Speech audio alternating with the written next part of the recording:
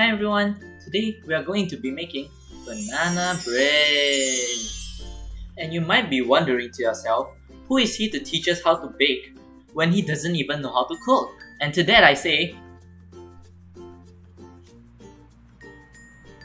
nah. So the recipe I'll be using is from Simply Recipes, but you can't really see it on the screen, so I'll just show a screenshot. And the recipe calls for bananas, some butter, baking soda, definitely don't want to miss out on your salt, some sugar, an egg, vanilla extract, and your flour. But first, we gotta melt our butter. As you can see here, I'll be using butter cubes instead of a stick of butter. For reasons I will not elaborate, please don't ask me that in the comments. And the equipment of choice I'll be using is a steamer and not a stove, because I don't think I can afford to be homeless. Again.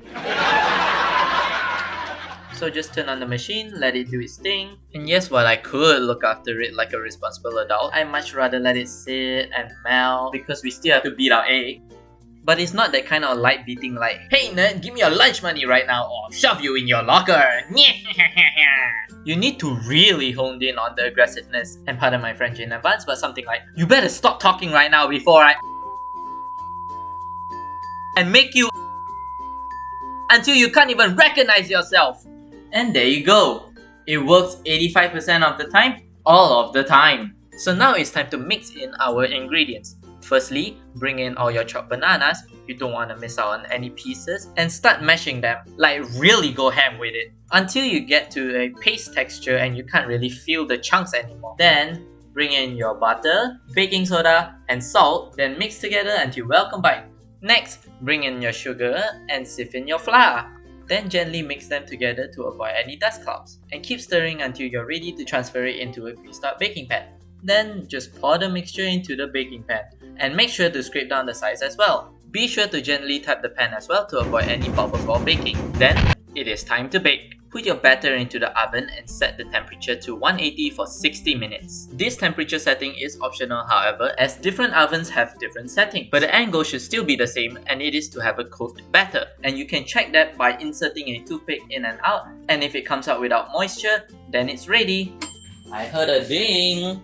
If not, you can always just put it back in, set it for another 10 minutes or so, as long as it's fully dry when you take it out. And don't forget to let it rest for about 5 minutes before you cut into it. Oh wow, would you look at that? The sides are nicely cooked. There's no crumbs at the side at all. Overall, I would say this recipe is on the easier side because it's not that difficult. You just need to get your measurements right. And if looks can kill, mine will keep you alive for a long time. And all that's left now is to cut it into pieces and store them in an airtight container. And usually this recipe would last about 3 to 4 days if in room temperature, but over a week if you store them in the fridge. And that's all for me today. I'll see you in the next baking video. Never. Bye!